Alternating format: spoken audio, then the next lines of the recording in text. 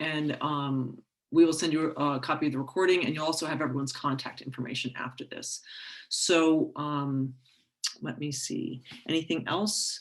Am I missing anything, guys? Okay, so first up, we have Jacques. We have Tim from CPACE, from Wisconsin CPACE and Slipstream. Slipstream is the administrator for Wisconsin CPACE, and he's going to talk to us about sort of like what is CPACE, and then we're going to be followed up by Jacques Logan, who's from NEF, and then Abby Corso, who's from Elevate, and she's going to both of them are going to be talking about CPACE and some of the models that they have been using. So Tim, whenever you're ready.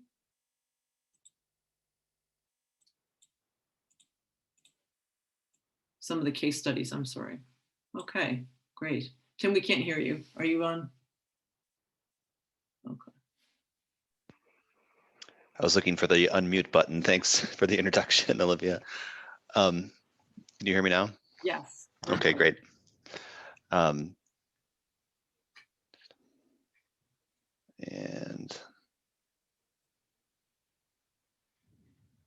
we're advancing.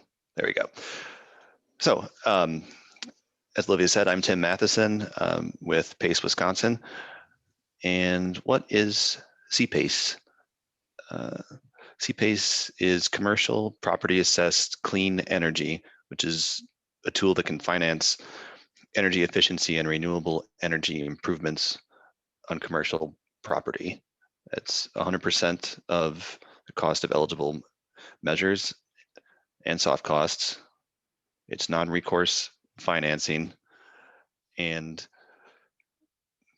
it's a longer-term, mainly mezzanine debt that you can utilize a term of 20 to 30 years in repayment on typically on most of these loans. So the eligible measures include brownfield energy and water efficiency and renewable energy improvements. Here's a look at the capital stack for a project without PACE and a project with PACE. And as you can see, the cost of capital significantly lower with PACE. And the mezzanine debt there, you're looking at, we have 6%. We're looking typically between 5 and 6.5%. So that can be used on a retrofit or new construction.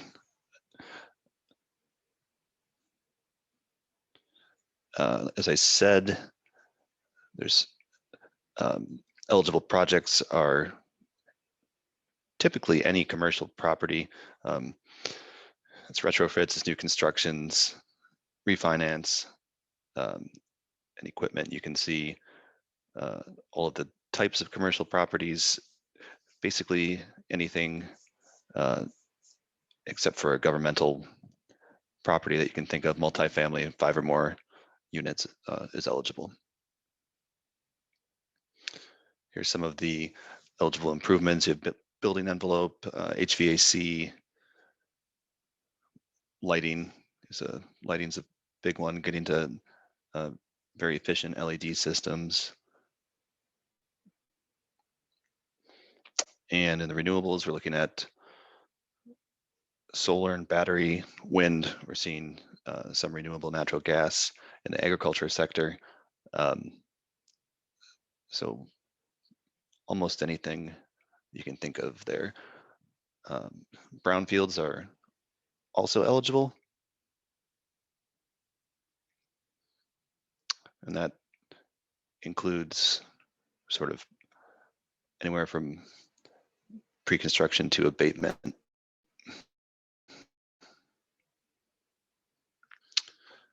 Here's a list of some projects that we've done. As you can see, the PACE loan to value is typically in the 5 to 12.5% on these projects. You can go up to 35% PACE loan to value per the program guidelines. This is on the left, you can see various retrofits and replacements. And then you can also use PACE for adaptive reuse of buildings as well as new construction. You can see financing amount, the pace to value, the annual savings, and the improvement type are all listed on each of those projects. PACE has been particularly popular in the hospitality sector. Here's a look at both some new construction and retrofits on hotels. A really good example in the bottom right corner there is the Hotel Northland, which was a $8.75 million renovation of a historic hotel. And you can see 23% PACE loan to value there, annual savings, 454,000 over the course of 29, 30 years. That's $13.2 million in savings on that building alone. So, testimonial from a property owner that participated in the program. This was a Home2 Suites, just highlighting the ability to add a non-recourse debt to the capital stack. PACE is non-recourse, it's non-accelerating. There's no guarantee by the property owner, and it flows with the property. So if the property is sold, the PACE financing is assigned to the new property owner. Here's typical financing terms. Oops. Like I said, this is long-term loan. It's a low interest rate. Our typical loan size is, or allowable loan size is $100,000 to $50 million. Loan to value of 5% to 35%. One of the things Olivia had said in the introduction about challenges was a lot of people think that the mortgage lender consent is a challenge, and I'll get to that in another slide, but we've had good success in getting mortgage lenders to consent because the PACE loan does take priority, as it is any delinquency is payable, is collectible as a property tax by the governing authority.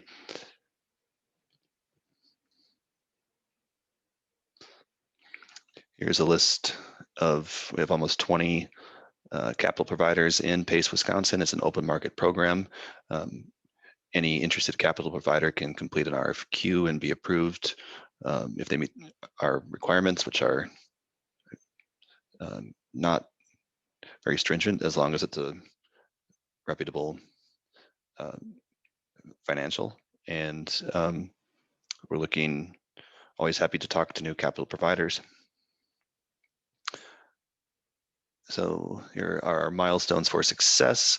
Active PACE program, we have that. We're in 46 counties in Wisconsin.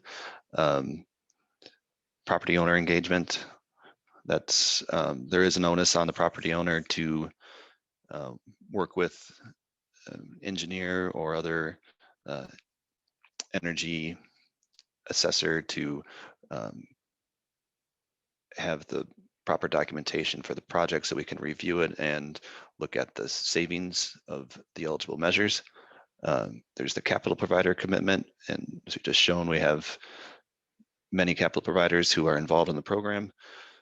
Mortgage lender consent, and then the project needs to qualify for the program guidelines for savings and measure eligibility.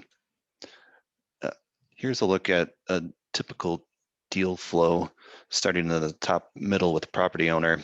You have that clean energy installation contract with the installer, likely an existing mortgage lender. Property owner is going to reach out to PACE Wisconsin. We review and approve the PACE project, and then it's a direct bill program. So we actually collect the annual installments and fees and remit those to the capital provider. And as you can see, there's a tri-party financing agreement between PACE Wisconsin, the property owner, and the capital provider. So it's a little more about the mortgage lender consent. As with a lot of lending, mortgage lenders consent because it's about relationships, and it's a win-win. The base financing improves the property value. Another important thing I mentioned earlier, pace is not accelerating. So any delinquency is collectible only for that installment. Only what is delinquent is collectible. And I think that's my time. I will hand it back to Olivia.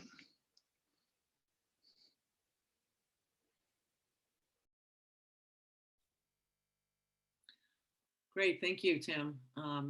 That was very helpful for an introduction, especially for those folks who don't know anything about it. But you'll probably be reintroduced several times in the subsequent presentations because it is kind of a complicated program, a little bit complicated, but it really does offer an incredible amount of opportunity for improving, like Tim said, the value of the building and energy efficiency. And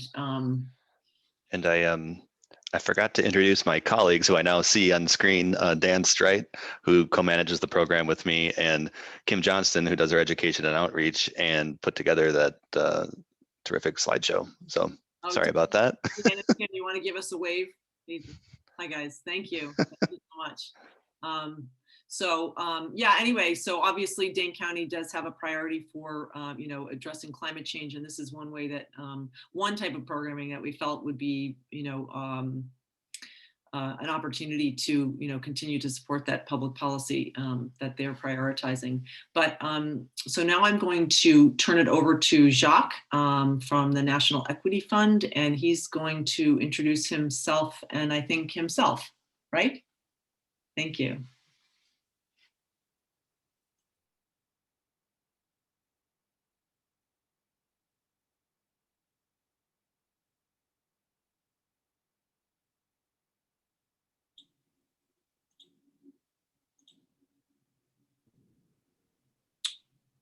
You're muted.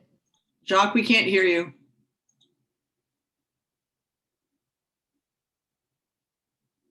The presentation was good, but we just couldn't hear you. I mean, yeah.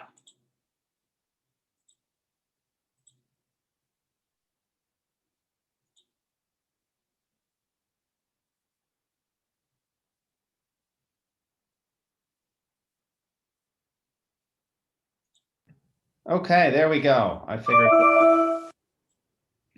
We can hear you. Okay. Can you put it back on slideshow? There we go. Okay, great. Thank you. So as Olivia mentioned, my name is Jacques Logan. I'm with the National Equity Fund, and we are heavily involved in driving financing towards low to moderate income multifamily. We are known typically as a LIHTC syndicator or low income housing tax credit syndicator.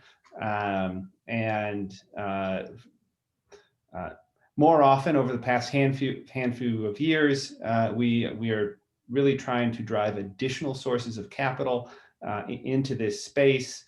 CPACE has been one of those sectors that we feel is really underrepresented in the low to moderate income housing space, and we think can offer over the next handful of years some opportunities to really drive some new capital into our deals. So as Tim mentioned, what is CPACE? It is Commercial Property Assessed Clean Energy. I'm going to kind of reiterate some of the things that Tim talked about. It is here to provide long-term, low-cost financing for energy efficiency improvements in the renewable energy sector, so renewable energy projects or resiliency, and really focused in the commercial real estate sector. Repayments are secured through a benefit assessment lien, as Tim kind of talked about. Kind of works very similar to municipal taxes. The repayments are subordinate to municipal taxes, but senior to all other liens, and that is really kind of one of the key functions of CPACE financing. So as Olivia mentioned, kind of over the lifespan of CPACE and it kind of being available for financing, the total volume of CPACE has really increased over the last decade. You can see here in 2020, the total CPACE financings exceeded $2 billion. And you can see its growth rate is really starting to accelerate. The graph on the right here indicates the different sectors that financing is broken out into. You can see hospitality on the left-hand side of that graph is really the leader.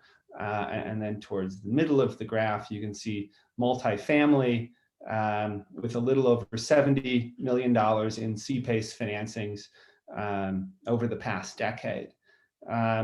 Those financings break out into existing buildings and new construction, where existing buildings makes up the vast majority of the financings and new construction makes up about 14%.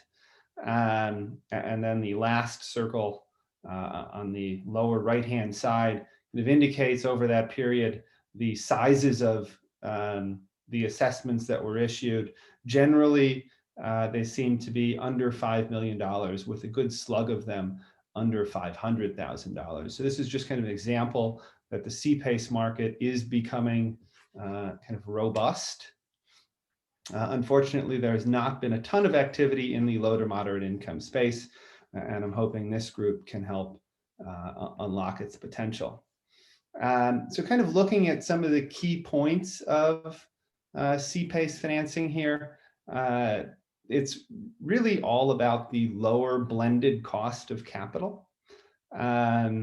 CPACE financing can work very well in tandem with a traditional mortgage and can replace kind of higher cost of capital, mezzanine debt or mezzanine equity strips, or just owner's equity or deferred developer fees, and kind of replace that with debt that is somewhere between 5 and 6%. There is minimal upfront cost in order to get a CPACE financing done, and those upfront costs are going to be some small legal fees that are going to be paid out of pocket by the developer and an energy study. But as Tim mentioned, the good news is all of the costs related to the CPACE financing are financeable. So as you think about your modeling, if it touches the CPACE financing, it is financeable. The term of the debt can be somewhat flexible, but can't exceed the total useful life of the improvements. So the debt can go up to typically about 30 years, maybe a little longer, but 30 years is kind of the top end range of it. One of the key components, and I know this was mentioned in the last slide, is the CPACE financing does not accelerate upon default. And I'm going to mention that later in the slide presentation, but is really a key component of the CPACE financing. And kind of on the property side, we should see a significant reduction in energy costs or utility costs from all of the improvements. We should see increased cash flow, or we have to see increased cash flow to the property. This is measured by a ratio called the savings to investment ratio. Essentially, it is the total savings of the energy improvements divided by all of the costs or the debt costs of the CPACE financing. Generally, we want to see this ratio above 1. I would say that this ratio is analogous to a DCR ratio. And then lastly, it really creates an enhanced quality of life and a more sustainable living environment, which for tenants is fantastic. For the community, it's definitely a plus. It reduces turnover. And so there's a whole host of kind of unquantifiable advantages.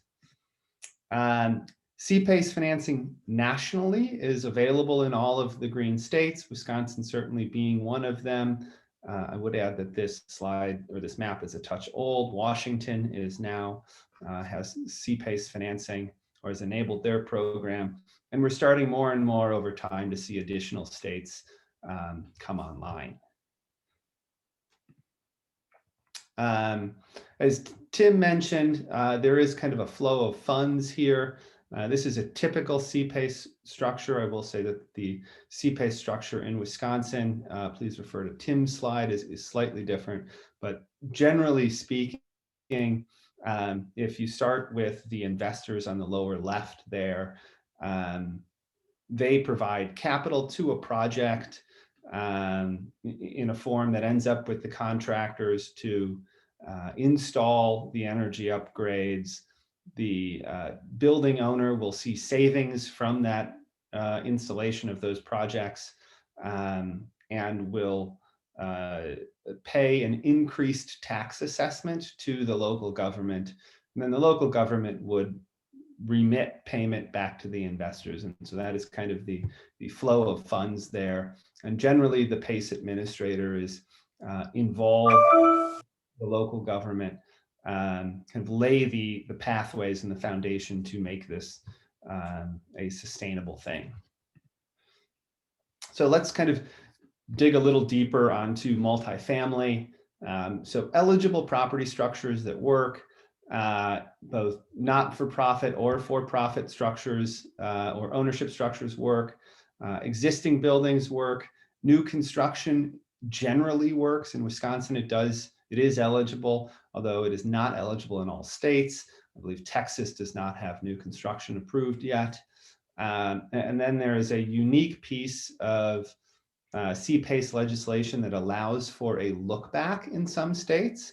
So if you have an existing building that you built and you have CPACE eligible upgrades, you can actually look back and refinance those upgrades by bringing on a PACE assessment.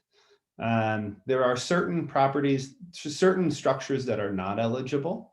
At the moment, Fannie and Freddie do not approve and have stated as much that they will not approve CPACE liens involved in their projects.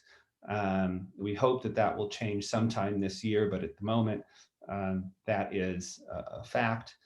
Government-owned properties are not eligible, and that's because government-owned properties you cannot place a lien on. If the property is ground leased from the government, think a RAD transaction or some other transaction that separates the building from the land and moves the land or moves the building over to a privatized ownership, that is eligible. And then obviously states where CPACE is not offered, CPACE is not eligible. So let's look a little closer at what type affordable housing makes sense here.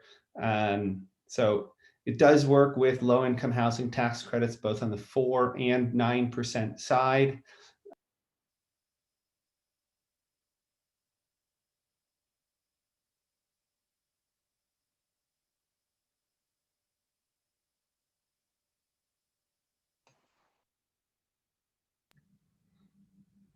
Sorry, I got a note that I was muted. It does work on LTV constrained buildings. And this is where essentially the first or second mortgage really bumps up against lender LTV limits because of the balance sheet treatment of CPACE financing. It can provide additional capital to properties and not disrupt any LTV balancing. It is helpful on shrinking utility allowances on LIHTC transactions where you have an HFA who will accept an energy study and detailing out a lower utility allowance. That is certainly an avenue in order to drive some additional kind of bottom line thinking to a property. I would caution if you're looking at utility allowances, if you have a rental subsidy, Section 8 or some other rental subsidy, there is some kind of tricky math there that really needs to be explored. And we'd be happy to help you think through it. Midstream energy upgrades are certainly allowed if you have in affordable housing with very attractive first mortgage and you want to make some energy upgrades, but it doesn't make sense to refi out some very attractive first mortgages. CPACE can work there.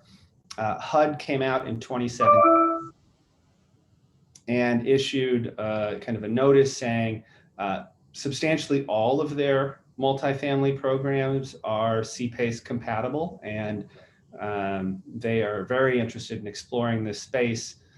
So I've listed some of the programs here for folks that are not familiar with all of these code sections. It's really their multifamily new construction rehab loans, as well as their rent subsidy, Section 8. It is eligible on RAD transactions, and then finally on solar or renewable installations, it can provide some financing. So as we think about the affordable housing sector, there is a lot of different avenues that CPACE can kind of come in and work for your project.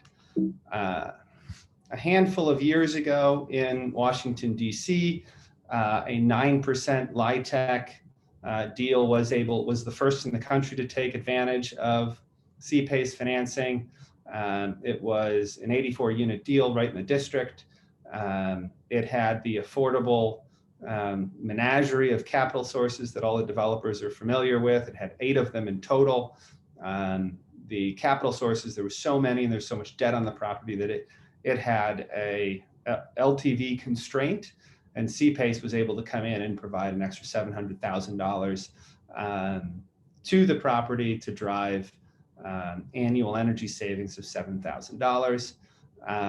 They were able to put on a solar system, upgrade the HVAC system, a heat recovery system, some LED lighting, Energy Star appliances, and some low flow water fixtures. So, this is really kind of was the first installation of CPACE to combine it with tax credit. So it's certainly doable.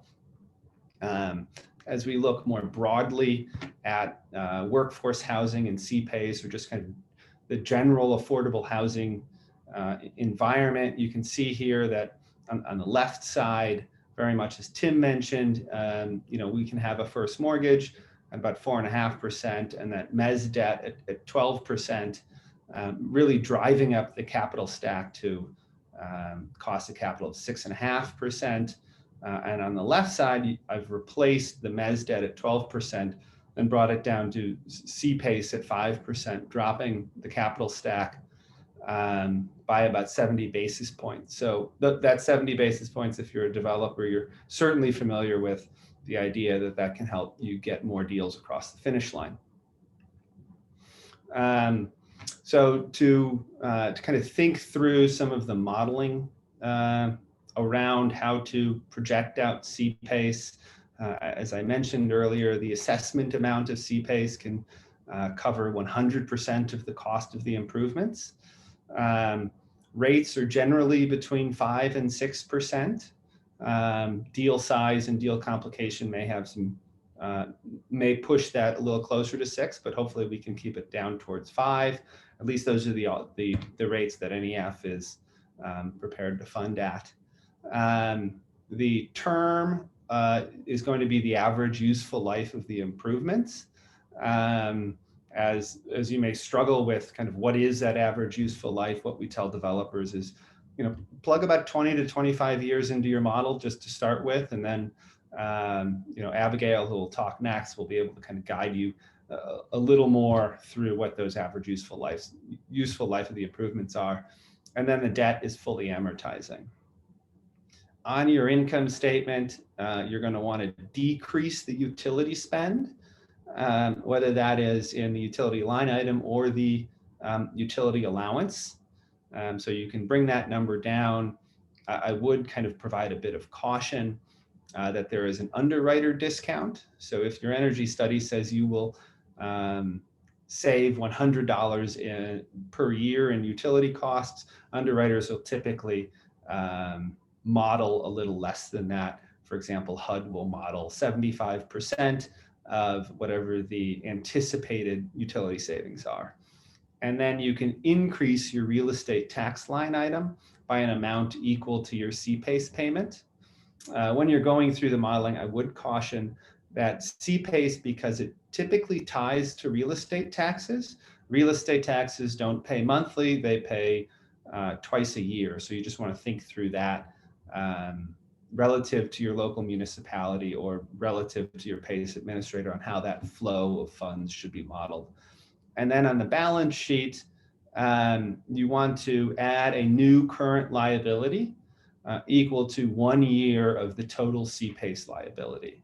And that is really kind of the driver of the shifts to LTV, or the low impact of LTV on the balance sheet.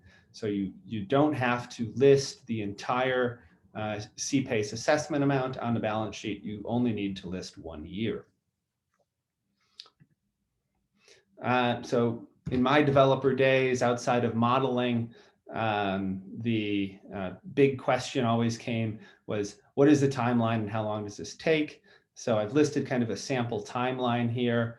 It's going to take a few weeks to really wrap your head around if a property is CPACE eligible.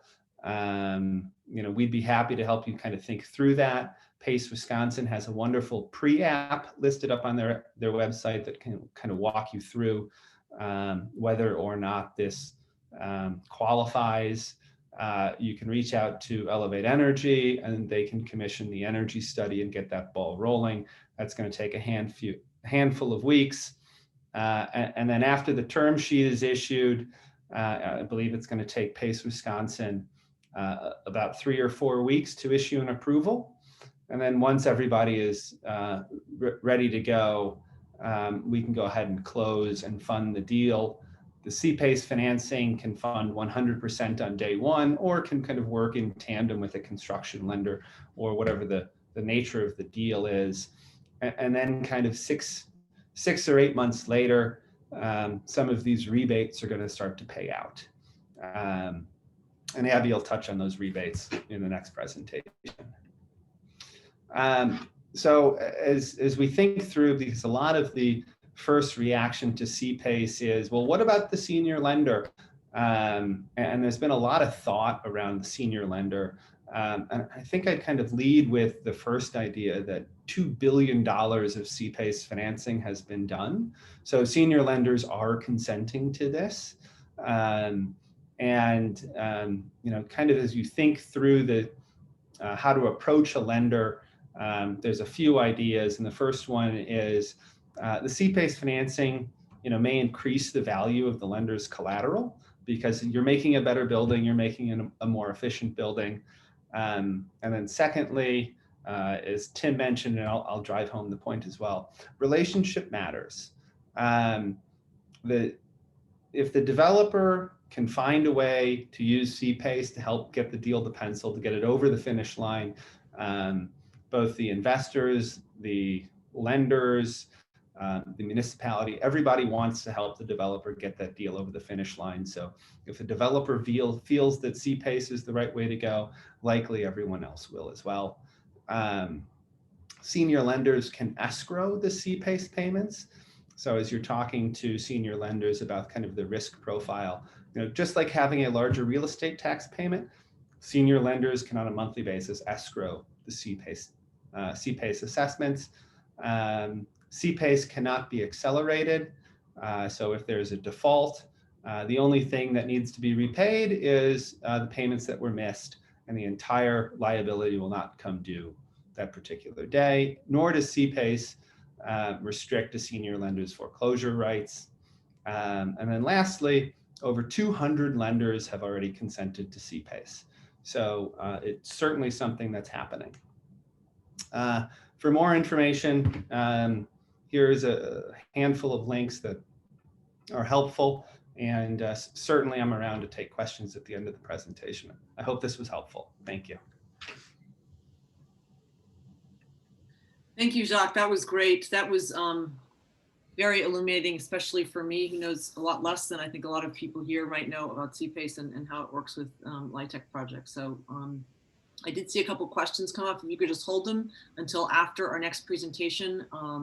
Abby Corso is from Elevate Energy is going to be speaking with her colleague Angelina. So if you guys could just introduce yourselves, that would be great. Great, thanks. Thanks, Olivia. Thanks, Jacques and Dan and Tim. Really appreciate the opportunity to be here. I'm Abby Corso from Elevate Energy. I'm here with my colleague, Angelina Benson-Glantz, who manages our high performance building work at Elevate. I'm going to fly through these slides actually pretty quickly because I know we wanted to leave time in this hour for questions. So the presentation is being recorded. The slides will be available to you. There's a lot of detail on them. I'm just going to kind of hit the high points right now. Elevate is we're a nonprofit. We're 20 years old, and we primarily work in affordable multifamily housing. We design and implement programs to, make this housing, more sustainable, healthier, and more efficient. I'm located up here in Madison with a small team. Much of our staff, though, is in the Chicago region. So we do a lot of things at Elevate, but for our high performance buildings work, we, really work one-on-one with developers to upgrade their buildings in a variety of ways. We help with portfolio planning, energy baselining, and upgrades, construction management. These are just, we kind of work across many partners in this work. I'm going to get into 3 case studies, which I think is one is a Madison-based private owner that we're working with. This is it's a smallish building, 8 units. I think for those of you that are kind of in Dane County, it's a pretty standard looking multifamily building. They have $15,000 a year in water costs. So we've done an assessment on this building. And like I said, there's a lot of detail here, but you can see from the range of energy and water recommendations we found, they range from, everything from low hanging fruit around lighting to domestic hot water and boiler replacement in this particular property. When we do this work, we estimate the cost to install, and then we also estimate the incentives available through Focus on Energy or through any other programs that we can leverage for our owners. And then we also estimate the annual savings. So this is if this owner did everything on here, they would have an annual savings of about $3,000, which is just in about an 11-year payback. Much of these, the length of use here, is definitely driven by the new boiler, which would have, a 20-year, lifespan. So just a flavor of the type of things that we see in this market in some of our multifamily buildings. We're also looking at solar voltaic. This is something that we're hearing many owners want us to consider. How does rooftop solar fit in with their profile? So there's a lot of opportunity here because we also have a lot of incentives. This is a smaller project, all in, we'd be about $50,000 for this project. But one of the things that I think we have been talking about in the CPACE program, this is an owner, they have 30 buildings in their portfolio. The opportunity to work across the portfolio, this is a retrofit project, could certainly leverage, CPACE quite nicely, if they worked across their 30 buildings or in this portfolio. We would be looking at about $450,000 investment for them. I think CPACE is of particular interest for this type of portfolio owner because, they're right now, they're not wanting to put a lot of upfront capital, of their own, and they don't want to take on a second mortgage through a private lender. So there's a lot of opportunities with this particular owner and CPACE. I just want to kind of run through, this is a very small project we did in Michigan, and it's probably a little smaller than the one I've just showed you. But I think what I want to highlight here with this is that the energy improvements they did included attic and air sealing. They did some domestic hot water, lighting, and pipe insulation. The total cost of this project was, a little over $26,000. So it was a small project, but they actually had to use the reserves to do this. So they actually had to get approval from the HFA to actually tap into the reserves for this type of work because it was not an emergency situation. And we were able to facilitate that for them, but it just made even though it was a small project, it made the project take a lot longer. And this is also a pretty large portfolio owner in Michigan. And I think if they hadn't had to use reserves, I think they would have been interested in working across a larger swath of their portfolio. So we didn't leverage CPACE at the time. Michigan has a CPACE program, but I just kind of want to show this, that like this CPACE is an opportunity here that they would not have had to dip into these reserves.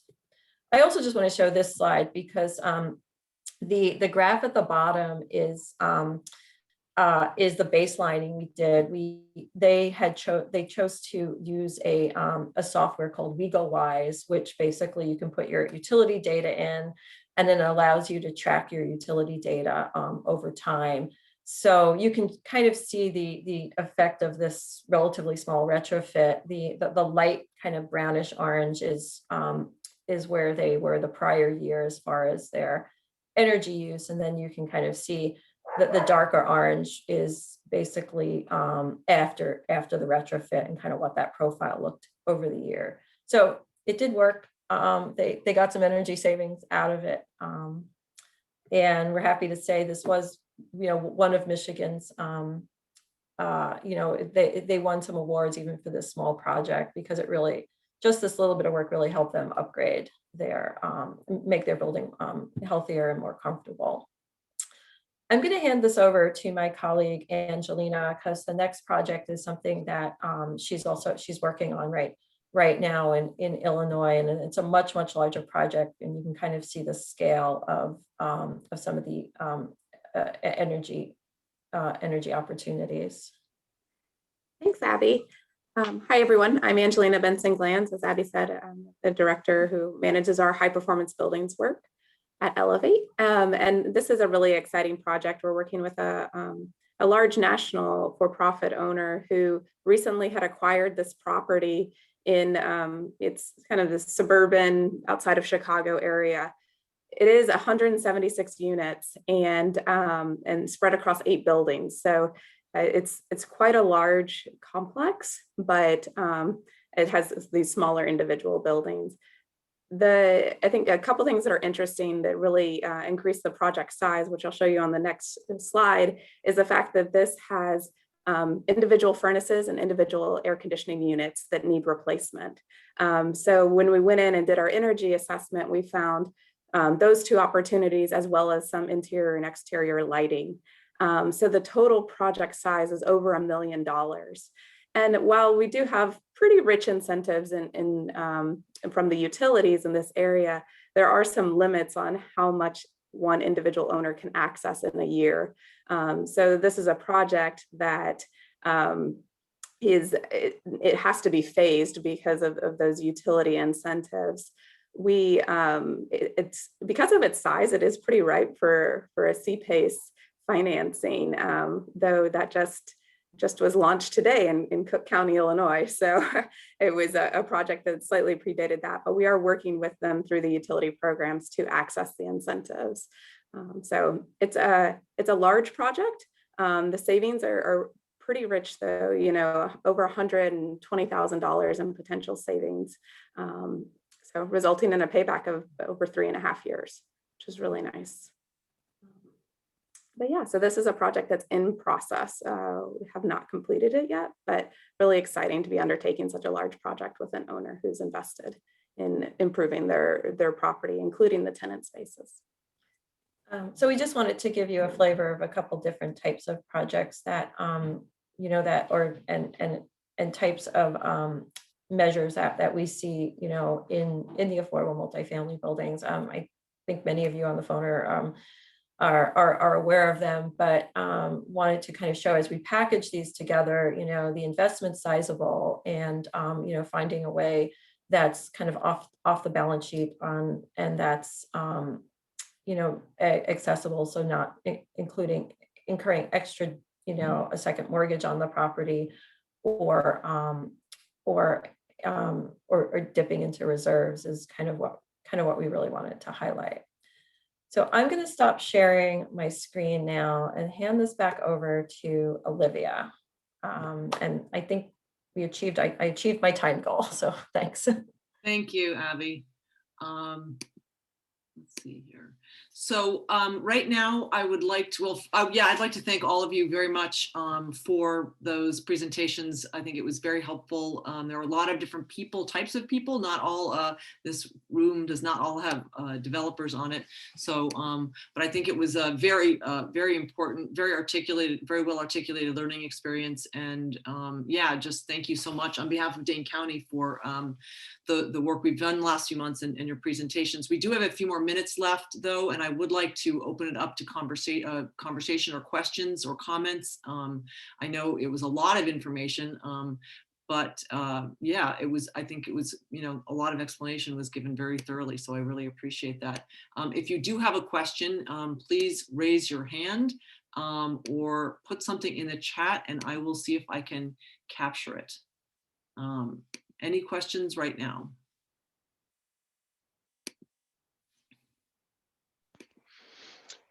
I'll just mention while people are thinking, to the extent that there's any municipal representatives on the call, if you're in a county in Wisconsin that's enabled PACE ordinance, your community already has PACE. There's no cost to the local community. There's no cost to the county. It's privately funded through capital providers. Tom, do you have a question? I'm an architect, so forgive the question, but I'm not a whiz on financing. But in today's low interest mortgage market, how does 5 to 6.5% of cost of money through CPACE compare and work out in terms of the actual dollars involved, as opposed to just using some other kinds of money like 4% low income Section 42 equity? Why is this preferable?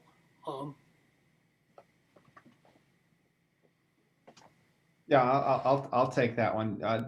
Tom, I think that is a great question.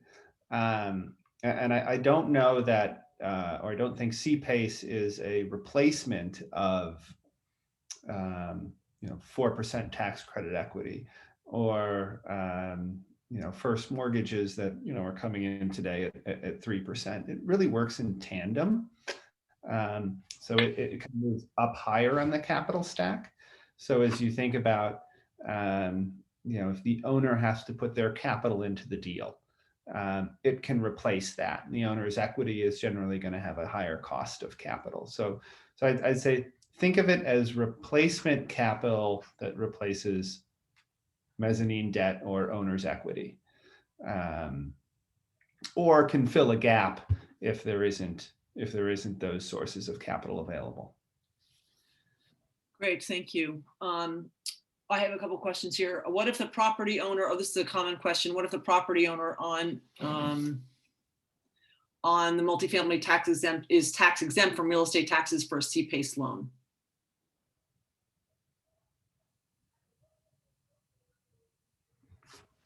So, I can take that one. Dan? As long as there is a parcel associated with a parcel ID, it's allowable. As I think Tim mentioned, in Wisconsin, at least, we do direct invoicing by the administrator, and so there does not need to be a property tax bill that's being sent out otherwise. But there is still the mechanism to use the tax assessment lien position in the event of default. Thank you. The next one is, what are the biggest barriers to using this with Section 42 financing? I would say, as Tom pointed out, at the moment, the very low cost of capital really is driving a lot more dollars towards those kind of first lien mortgages when compared to this cost of capital from CPACE. I think Tom's question is very poignant. Other than that, I would say it is just the complexity that comes along with affordable housing generally. We work in a very heavily regulated environment where there's a lot of kind of strings attached to the deal.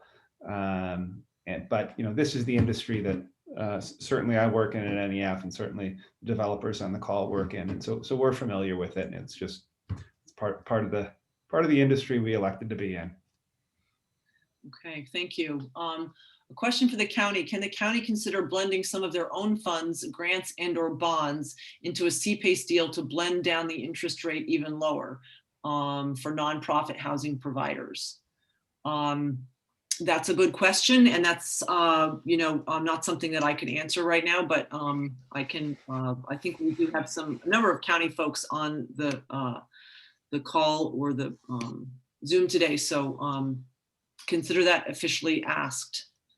And yeah, we'll let you know. So another question is for Jacques: is the 5 to 6% rate for CPACE loan fixed for the number of useful years of the project, or is it variable? And is this still a current rate despite rate drops? So it is it's a fixed rate product, kind of over the life, as you said, the useful life of the improvements. It could be in certain scenarios be changed to variable, but unlikely. I'm not sure that I would see the upside in having a variable rate debt instrument on this type of long-term financing. Okay, we have another question coming in. Lori, did that answer your question? Okay. So for NEF, how would your CPACE term sheet look in comparison to Freddie Mac's Green Advantage for multifamily, for example? That is a great question. I think the Green Advantage is Freddie Mac's attempt to have a sustainable debt offering here.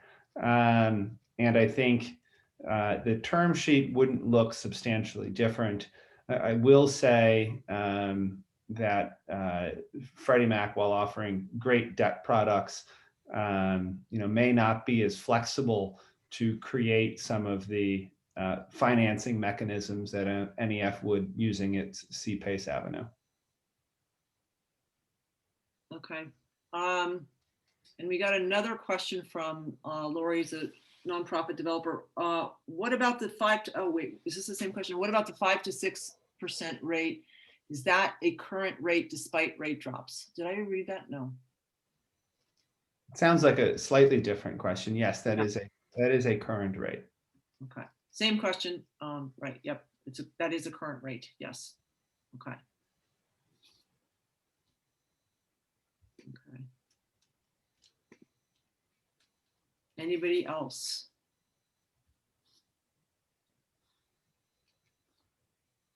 Hold on a second.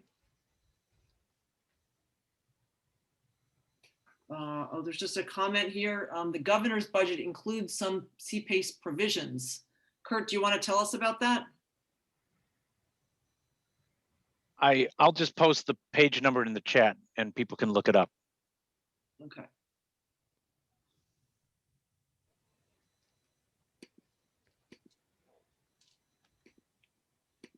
So it's complicated. Sounds like affordable housing. Thank you. Thank you for trying to uncomplicate it, though. Tim, Jacques, and Abby, and Angelina, really appreciate the thorough discussion that you had, offering the developers, okay, there it is, page 523, offering developers who are new, doing new LIHTC and non-LIHTC tax deals, as well as folks who currently have a portfolio where they might want to do some rehab, energy efficient rehab updating. So there's some really great examples from both of you, all of you, and I really appreciate your time and thoughtfulness in putting your presentations together. As I said before, I know the county really prioritizes addressing climate change and affordable housing as public policy priorities, and so this is just another way, another example of possibilities and opportunities for us to consider partnering in improving our communities and our environment for the future. So with that, I will say thank you, and you will be hearing from us. Like I said, we'll be giving you the recording, the presentations, and you'll get everybody's contact information if you'd like to follow up. And please feel free to reach out to me if you have any other questions or would like some subsequent discussion on this, or would like to meet with any of the folks that you've heard today, because I'd be happy to facilitate that. So with that, I just want to thank the partners very much, Jacques, Tim, Dan, Angelina, Abby. It was great working with you over these last few months, and I think we're going to debrief soon. So I look forward to talking to you. And thanks again, everybody, for coming. I really appreciate it. Thank you all. Thank you. Thank you. Yes. Thank you.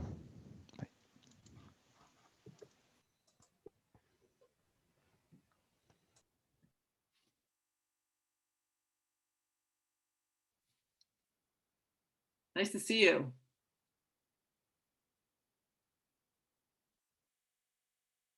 Hey, Lisa. Thanks, Olivia. Hi, how are you? I'm well, thanks. Good. How was Thank it? you. It was good. Yeah. Okay. It was informative, and I could see, I could see from the participants there were a lot of diversity, not just developers. So that's good too. Yeah, right. Yeah, it's a complicated, it's so big. I mean, when they start getting into the balance sheets on the developer pro formas, I'm like, okay, well, I get some of that, but some of it, like, I know. Yeah, it reminds me of Tom's classes when the students were presenting, but no, it was good. It's good to keep this conversation going. I was glad to see Kathy and some folks around there. Yeah. So maybe we'll see. I don't know. We'll see what happens. But we're gonna partner. Well, we're all gonna meet tomorrow and kind of debrief and see what might make sense for next steps. So. See you on your presentation tonight. Oh yeah, right. I gotta go finish editing it. It's like way too long. Yeah, they have short attention spans. Yeah. Okay. All right. See you later. All right, bye. Bye.